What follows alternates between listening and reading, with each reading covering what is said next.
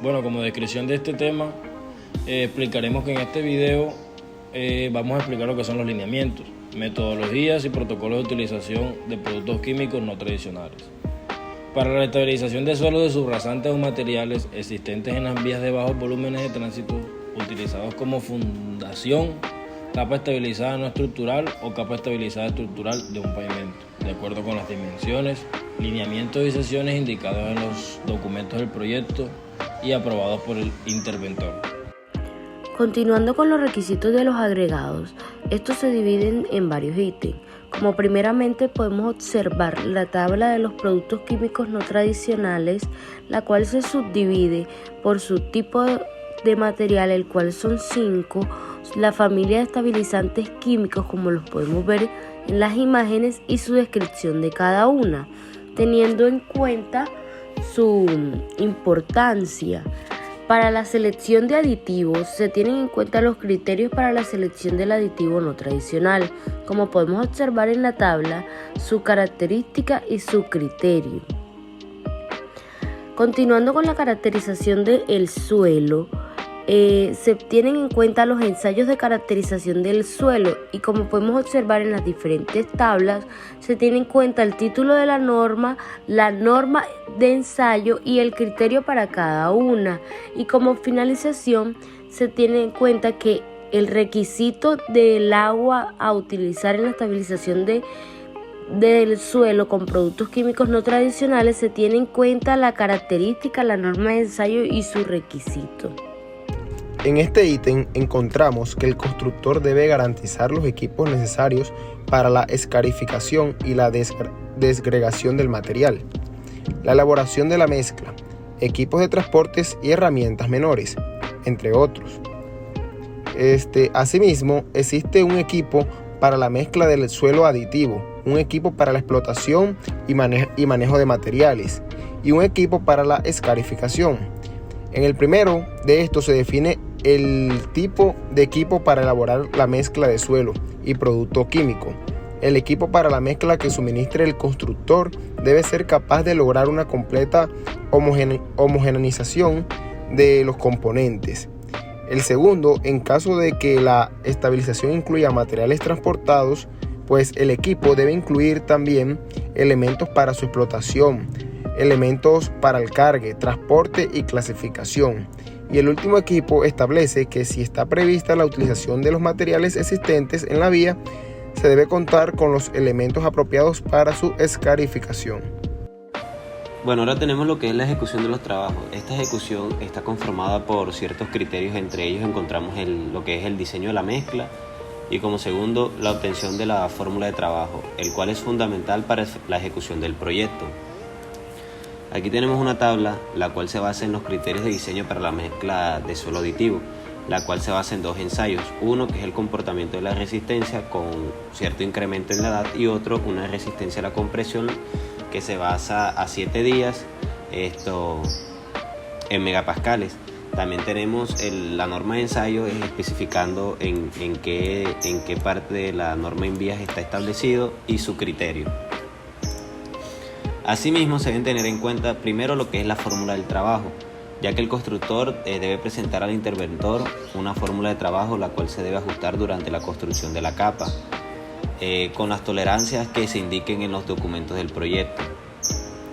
La fase de la experimentación, ya que el constructor debe elaborar secciones de ensayo o tramos de prueba de longitud, el ancho y el espesor definidos de acuerdo con el interventor, en donde se debe probar el equipo, así como determinar el método definitivo de trabajo, de manera que se cumplan los requisitos de la presente especificación.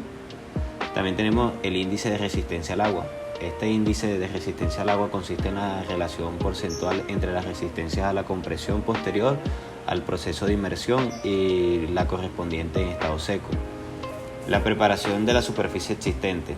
Bueno, si el material para estabilizar es totalmente de aporte antes de construir la capa de suelo con el producto estabilizante, se debe comprobar que la superficie que va a servir de apoyo tenga la densidad y la planicidad apropiada, así como las cotas indicadas en los planos o definidas por el interventor. Cuando hablamos sobre el transporte y el almacenamiento de los suelos,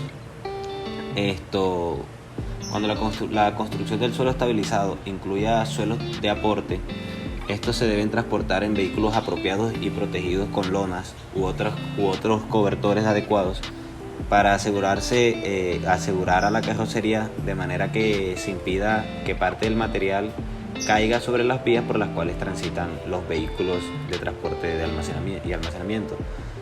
Ahora tenemos lo que es la mezcla en la vía. Como primero tenemos lo que es la disgregación del material. El proceso de disgregación se debe realizar hasta que se logren los requerimientos estipulados por el interventor. Una vez disgregado el material, este se debe conformar a la sección transversal de la calzada con el empleo de motoniveladoras. En la aplicación del producto químico. La aplicación del producto químico depende de su estado. En caso de encontrarse en estado líquido, se debe hacer uso del carro tanque, de tal manera que la aplicación sea uniforme sobre toda el área superficial del material. Hablando de la mezcla, inmediatamente después de ser esparcido el aditivo, ya sea que esté seco, húmedo o conjunto, se debe efectuar la mezcla empleando el equipo aprobado. Con la mezcla en planta, cuando la estabilización incluya suelos o agregados de aporte, estos se deben transportar a la planta de mezcla o a la vía, según sea el caso, en vehículos apropiados, protegidos con lonas u otros cobertores adecuados. En la extensión y conformación, el material extendido y conformado debe mostrar una distribución uniforme, sin segregaciones evidentes. El interventor no debe permitir la colocación de la capa siguiente, sin antes verificar y aprobar la compactación del precedente. Tenemos lo que es la prefisuración. Esta prefisuración consiste en lo que es la ejecución de las juntas transversales en fresco, es decir, del material extendido pero sin compactar. Tenemos lo que es compactación. La compactación de la mezcla se debe realizar de acuerdo con el plan propuesto por el constructor y aprobado por el interventor durante la fase previa de experimentación. Tenemos las juntas de trabajo. Las juntas entre trabajos realizados en días sucesivos se deben cuidar para proteger la capa construida cuando se vaya a esparcir y compactar la adyacente. Tenemos el curado de la capa compactada, la apertura al tránsito, las limitaciones en la ejecución y el manejo ambiental. Este manejo ambiental se aplica lo pertinente ya que se basa en el artículo 304.8, en el numeral 304.8 del artículo 300. Ya que se basa en disposiciones generales para la ejecución de afirmados, subbases granulares y bases granulares y estabilizadas. Condiciones por el residuo de los trabajos. Las condiciones están reguladas por unos controles, calidad de los materiales, verificación del suelo, el cual se debe verificar el cumplimiento de los requisitos establecidos en los documentos del proyecto. A continuación tenemos unas tablas que son las verificaciones periódicas sobre el material por estabilizar. En la tabla abarcamos lo que son la clasificación, el sistema, la determinación, los límites y los análisis. Con ello tenemos lo que son también los ensayos fisioquímicos, ensayos mecánicos y sus composiciones. Todo eso basado en las normas de INVIAS con su frecuencia establecida. Asimismo, está regulado por la verificación de la calidad de los aditivos químicos, como también la calidad de agua, la calidad de la capa estabilizada y la compactación y el espesor. La unidad de medida debe ser el metro cúbico, aproximado a la décima, de mezcla compactada y colocada, aprobada por el interventor. De acuerdo con esta especificación, el volumen se debe determinar utilizando la longitud real medida a lo largo del eje de la vía y las secciones transversales establecidas en el documento del proyecto, previa verificación de la conformidad de su anchura y espesor con dichos documentos y dentro de las tolerancias permitidas en este artículo. No se deben medir las cantidades en exceso de las especificadas, especialmente cuando ellas se produzcan por sobreexcavaciones por parte del constructor.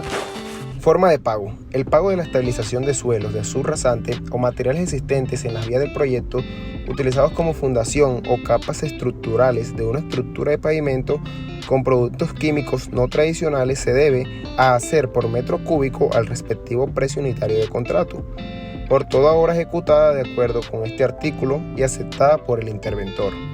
El precio unitario debe incluir también el suministro en el sitio del agua, pues para el curado de la capa compactada y en general, todo costo relacionado con la correcta ejecución de los trabajos especificados. El precio unitario debe incluir también los costos de los requisitos establecidos en el artículo 106, el cual se refiere a aspectos ambientales.